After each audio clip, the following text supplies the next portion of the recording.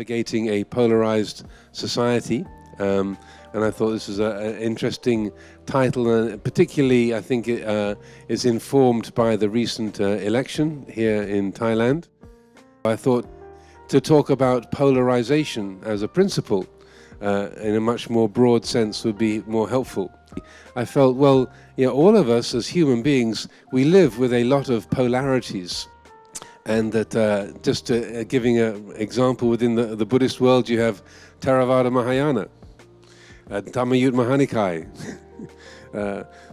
Also within society we have the rich and the poor. We have the country people, the city people, the older people, the younger people. There are many different divisions that we all live with, and all of these areas of concern. So the issue is not the point of view that we each have as individuals. Where the trouble starts is, I'm right, you're wrong. That should be a red flag. That's a sign that, wait a minute, that sounds like I'm attaching to something. That sounds like I'm clinging to something. So I would say that how we get polarized is through these 4 different kinds of clinging.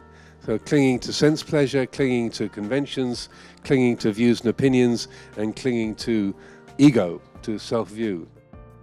Basically, the more that we believe our perceptions as absolutely real, and our opinions that arise from those, then the more that we are naturally out of harmony with the other people around us, the world around us. We're more absorbed in our own version of the world and our thoughts about the world, getting lost in that process of perception, and proliferation leads to taking up weapons, to conflict and argument and contention, the polarized society.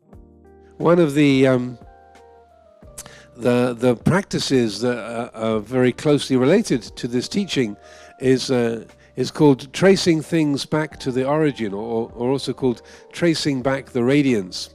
So when you find your mind in that state of a conflict, judging someone or getting caught up in aversion and hatred and tension about some other, then if you follow the train of thought, okay, how did I get here?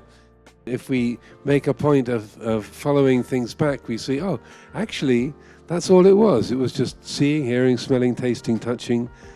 No big story. And the further you go back towards the origin, the less tuaton, the less ego there is. When you recognize that in the seen there is only the seen, in the heard there is only the heard, and so forth, then you will recognize that there is no thing there, that the world of material objects is empty. And when it is seen that there is no thing there, it will also be recognized there is no thing here on the side of the subject. There is no self.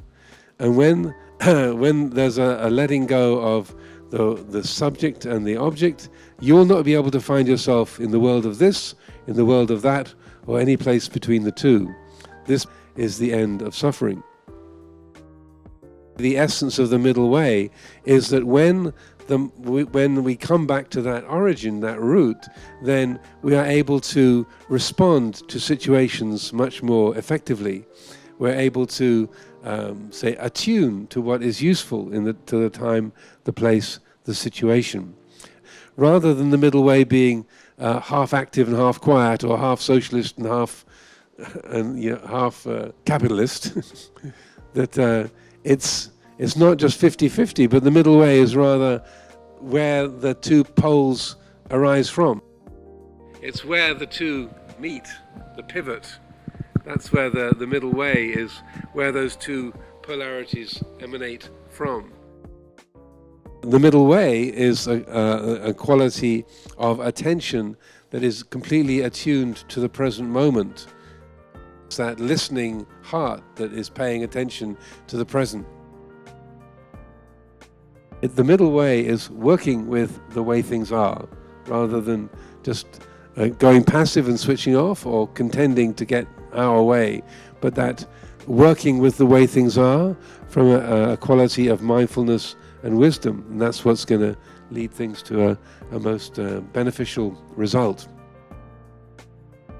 The way I like to talk about that kind of attunement is to use the phrase unentangled participating, hands-on letting go, unentangled participating. So we're prepared to engage, to speak up, to use our own initiative, our own perspectives, but with an attitude that is free of grasping, free of clinging, free of attachment, and then that will be what brings, I would suggest, the most beneficial results. The skill is in holding but not clinging. So it doesn't mean never hold anything, but if you are, say, taking up a particular side, you're engaging in a particular way, then you can do that with sincerity, with wholeheartedness, but without clinging, without attachment. That I would say that's really the embodiment of the middle way, is where we can hold and not cling. Not easy to do, but it's in a way what makes the use of any convention, any kind of structure, it makes it much more workable and comfortable for us.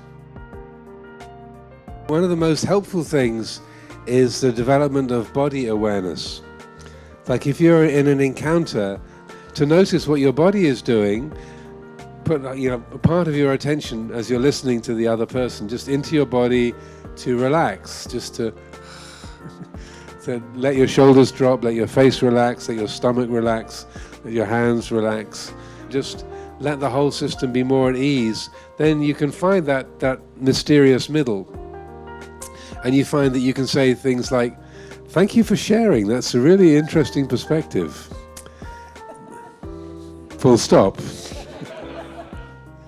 So that way of politely receiving what's being given to you, but not feeling you have to act on it or validate it. Just saying, "Well, I understand this is extremely important to you." And just leaving it at that. And so, and then you're coming from a place of kindness, of respect, and the more sincere you can be in that, then the better the system will work.